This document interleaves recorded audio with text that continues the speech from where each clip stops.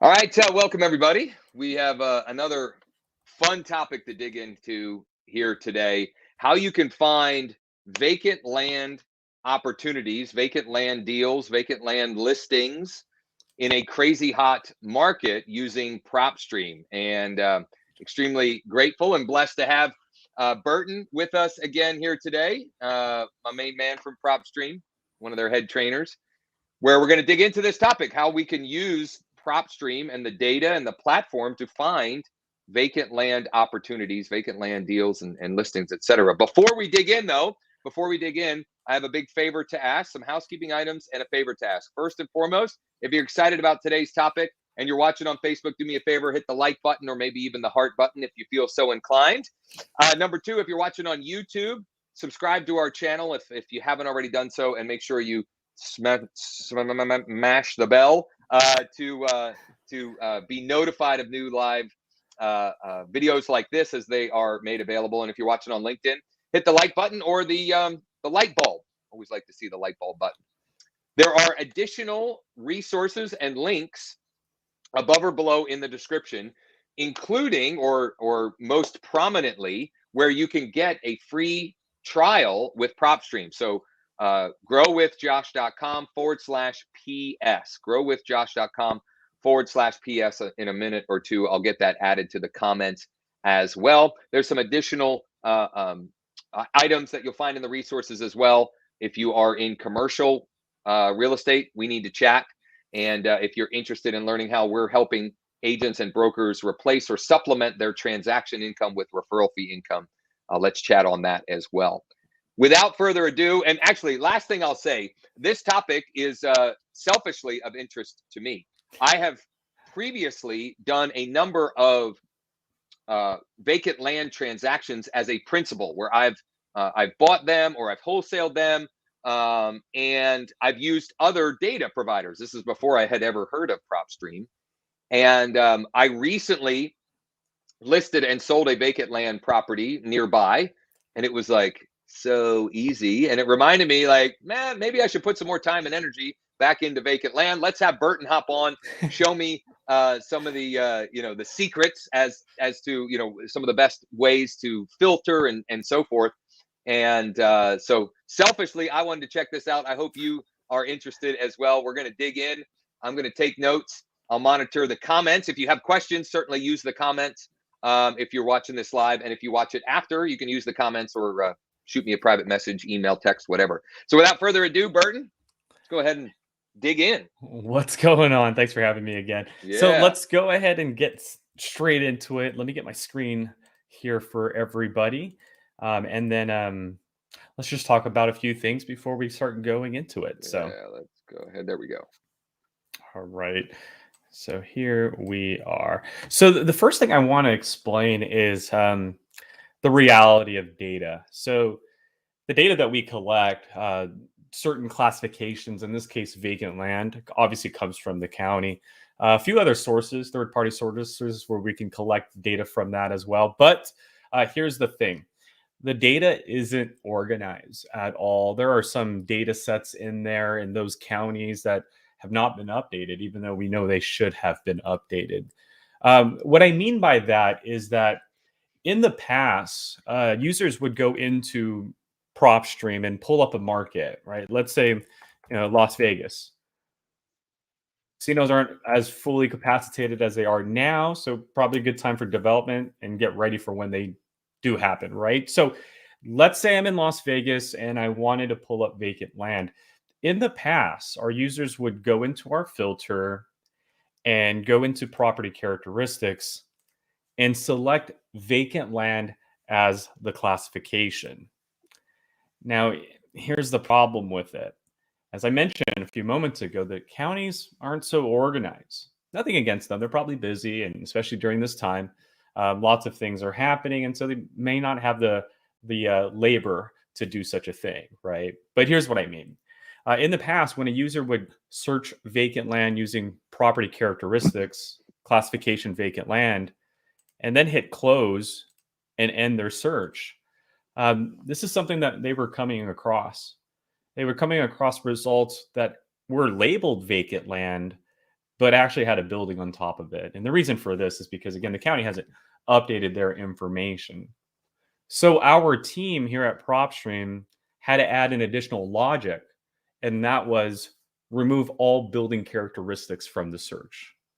We finally were able to do it. So now today, I can go into any market, county, city, or a zip code, and instead of choosing vacant land under classifications, we've actually created our very own vacant land drop down option. And the difference, let me just show you the difference right here, is when I go to property characteristics and choose vacant land, we have 23,000 results. And as you can see, some of them have building characteristics. When we use PropStream's quick list option right here at the top, instead of 23,000, there's 20,000. And you're going to see that mostly every result here, there's no building characteristics, just lot sizes, right? So we had to get involved and pretty much clean up that data a little bit by adding just this extra logic, a filter, right? Take these vacant records from the county. Some will have buildings on it, some will not, and put it through this filter that we created and remove anything with the building on it, right?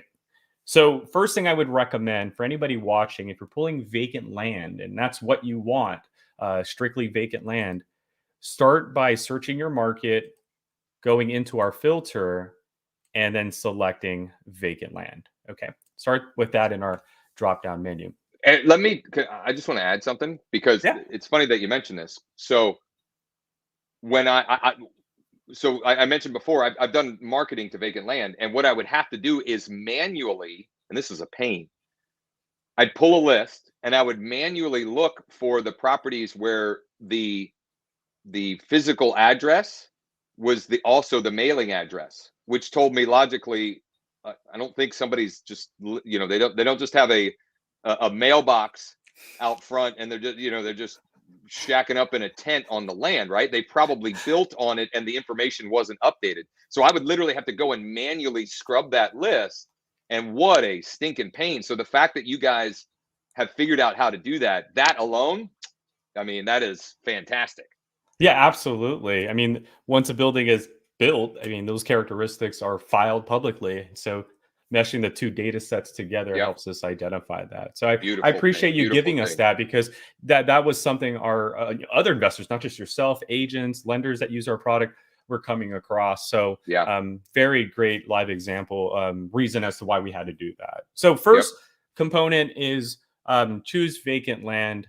If you're up for the risk, or if you're just feeling a little on the edge today, feel free to take this route if you want. We're not going to stop you, right? But if you want to make sure there's no buildings whatsoever, vacant land is the first option there.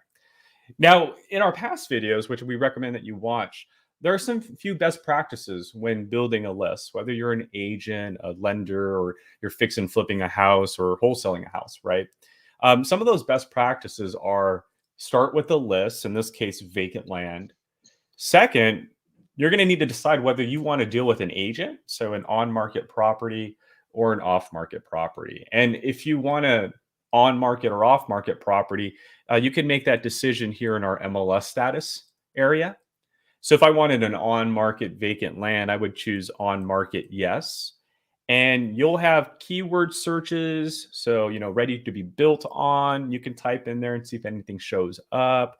Sometimes you can put zoning in there. If you're in a certain market and you know the zoning codes, it'll apply. Sometimes the agents will have that in their description. So you can look for something on market, but most of us will probably want to look for things that are off market. So you can say on market no. Now, again, we have so much data that other than looking for on market, even with the off market, you can do some really interesting stuff like off market, but perhaps it failed in the last 2 years, right? So here's a vacant land that was listed and no one bought it. So maybe you might be the next agent to potentially help them out.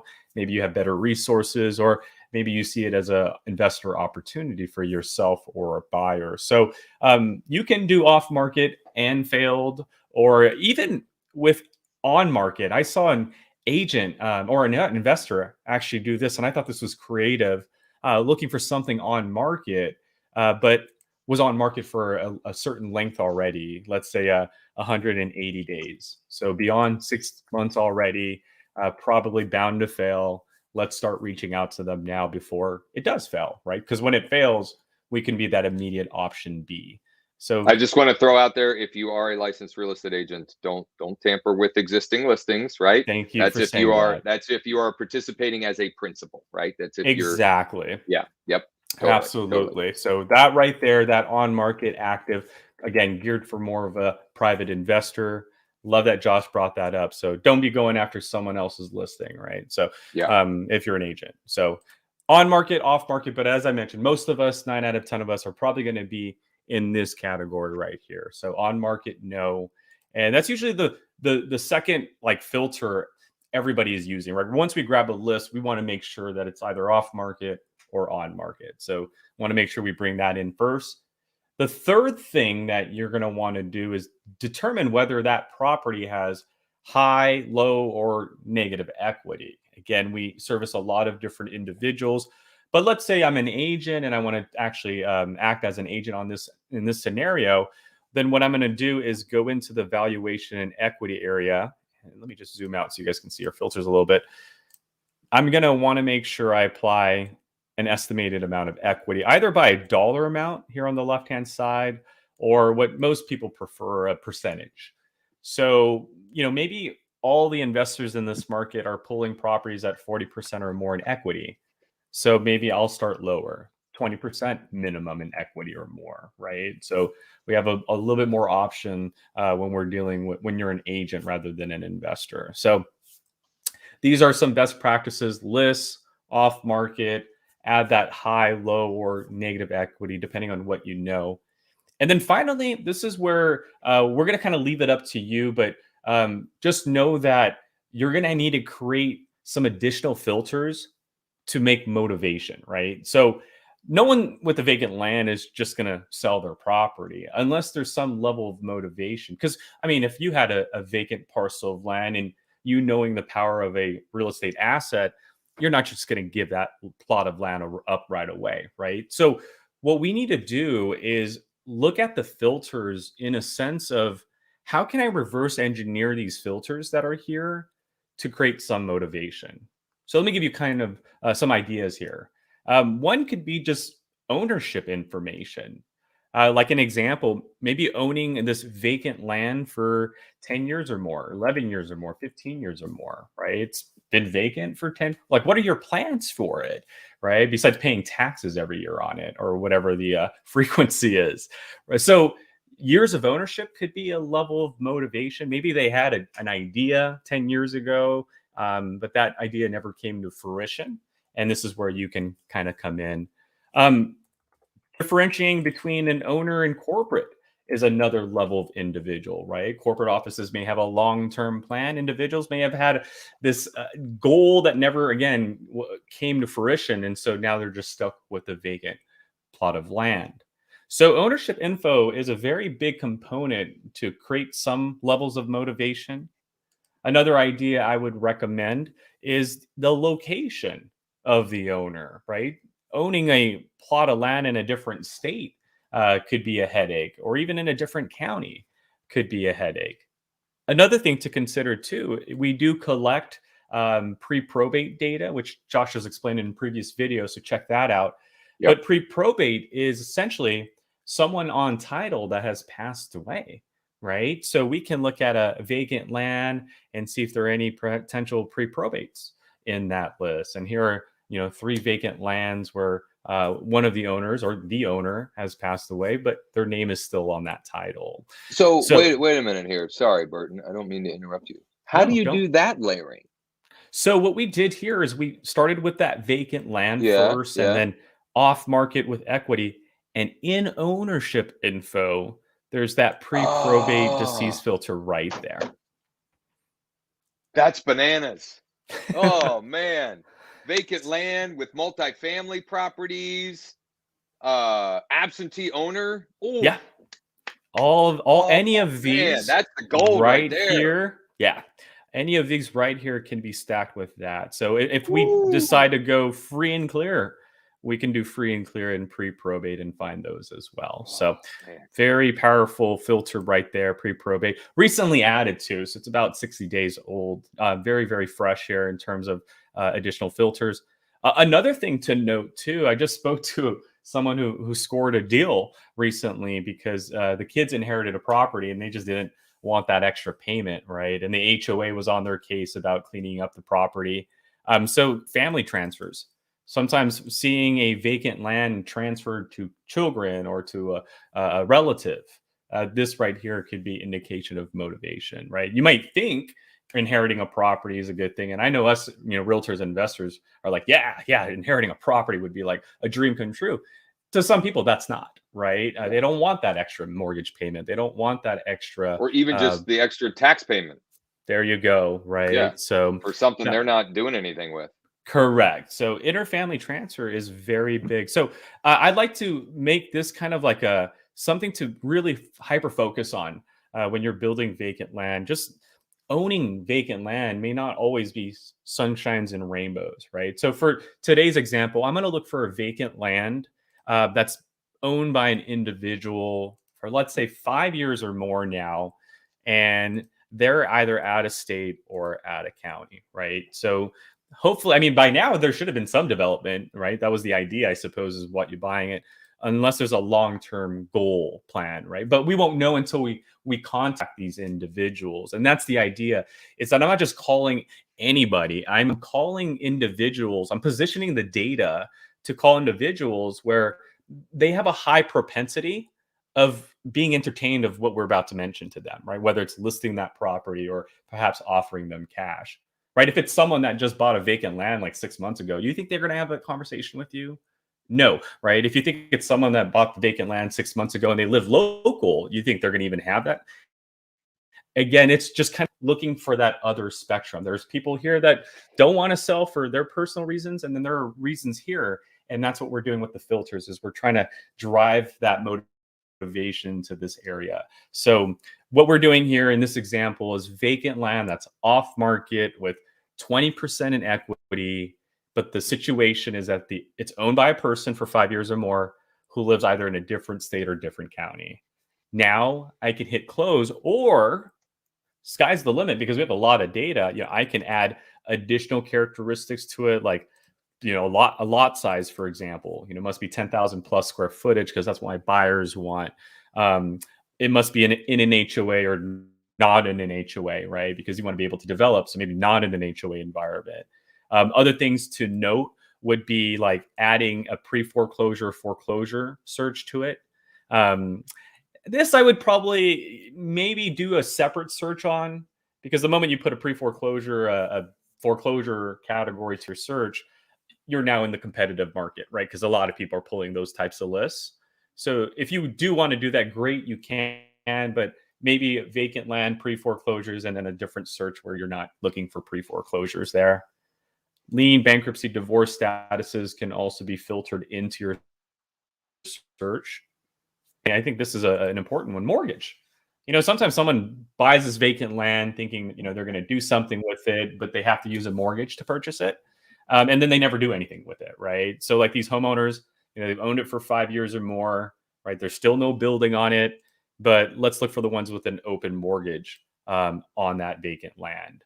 And so the idea here is, we don't have anyone. Looks like everybody's paying cash for this area. So, but you guys get the idea, right? Like you bought this vacant land with a mortgage. And so the idea is, let's talk. Maybe perhaps you want to get rid of that mortgage now, right? By listing the property or seeing if there's a buyer in the area willing to pay you cash for it. But once you build your list, whatever that may be, just double check your summary. Las Vegas, vacant land, off market, 5 years, owned by a person, out of state, out of county, 20% in equity. Seems good. Now we're going to hit close, and our results are going to be here on the right-hand side. Now I'm slightly lagging here a little bit, so hold on 1 second. Let me do it. Yeah, the live stream. We'll do that. No worries. Usually what will happen if I just remove a filter and add that filter, it should probably refresh for us. There you go. Perfect. So we're back to 144. Okay, so now the next step, guys, which we've shown in previous videos, is to just check off your results,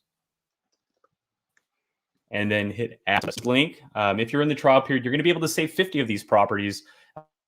If you're a full subscriber, 10,000 records. So you can do the same filter in multiple markets and come up with those 10,000 records if you need to. But for this in the 144, we're going to call it create new vacant land leads, hit save. And just like in the previous video, we showed you that we're going to be able to send it to your My Properties. This is your filing cabinet. In this area, you'll be able to export your addresses onto an Excel sheet. Or for an additional cost, 12 cents, 10 cents if you have a certain package with us, List Automator, switch that one out. But you can skip trace, meaning you can get a cell phone, a landline, or an email within a few minutes. And we even have marketing. So check out a video. We're going to be coming out with that soon. But lots of good stuff here. But this is building a vacant list within PropStream. Market, start with our vacant land quick list choice. Unless you want to manually go through those buildings or go through those records with buildings on it, we'll leave that up to you. But start with vacant land and then start applying those additional filters. Again, best practices are make sure it's off market, add some equity to it so you can work with it, and then just add those little levels of motivation. So that way, when you call them, they're just not going to hang up right away. So that's it right there, Josh. Any questions on that? Right on. I don't see any questions, but man, this was great. So let me just add here. So here are my thoughts, and here's what's worked for me with vacant land. So you get the list, you definitely skip trace it, right? And there are some free methods. Like if you have a small enough list and you really want to do it yourself, there are some free methods that you can use. For example, truepeoplesearch.com.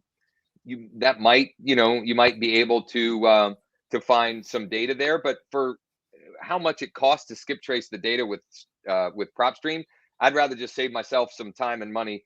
A couple click of the button. In fact, we're going to do a future session on the skip trace functionality and marketing. Anyway, get a list, skip trace it, send them an email. Okay, send them an email blast. That's one of the marketing functionalities built right into PropStream. Again, we're going to do a future session, maybe even next week, on that functionality. I would also likely send them a ringless voicemail, and a direct mail piece. Now, if you want to actually pick up the phone and call them, sure, but I try to reverse engineer getting them to call me, right? And so putting out a strong message, and it could be as simple as, if we brought you an acceptable offer, would you consider selling your vacant land at blank or in blank, blank township or blank city or blank zip code, whatever it is. That message put in front of the right people. So for example, I get excited and I get easily distracted. So as Burton was doing some of those things, I was playing with some of the filtering. I was able to pull up 70 pieces of vacant land in my county that also fit the pre-probate criteria. I mean, talk about an audience that I will be marketing to like today, probably when we're done wrapping up. Like that's a great targeted list that I can send a multimedia marketing campaign to get them calling, texting, emailing me about, maybe it's a parcel that I want to buy. Maybe it's a parcel I want to wholesale. Maybe it's a parcel I'm going to list. Whatever makes the most sense for, in that situation, in that scenario. So great stuff as always. The big aha for me, in case you haven't noticed, is the ability to that other layering filter, throwing on that pre-probate. That's pretty awesome. And the family transfer filter, that's pretty cool too. So if you haven't gotten your free trial yet, I don't know what you're waiting for, right? Like, check it out, and for no other reason, just to see what it can do, right? You get 50 free contacts. I have 2 people in my organization in the last, I think it was in August, 2 people from the free trial, one from a list of 37 and one from the list of 50, right? Like the list was actually 175, but it was the free 50 that he got. One of them got 2 listings and the other one got 1 listing. I mean, nuts. Yeah, it doesn't get much better than that, right? So check it out. and I know you're going to love it, and so you're going to end up staying beyond the trial and use it for a whole bunch of other different opportunities to grow your business. So Burton, thanks so much. Check out, the link is scrolling on the bottom. The link is above or below in the description. It's growwithjosh.com/PS. Check out the other additional resources and benefits. Comment below if you have a question, or shoot me a private message, email, call, text. I'm easy to find. Would love to chat with you. And as always, if there's anything at all we can do to help or support you, don't hesitate to ask. My man, thank you as always. And Thank you we'll for chat having again me. real soon. Take All care. right.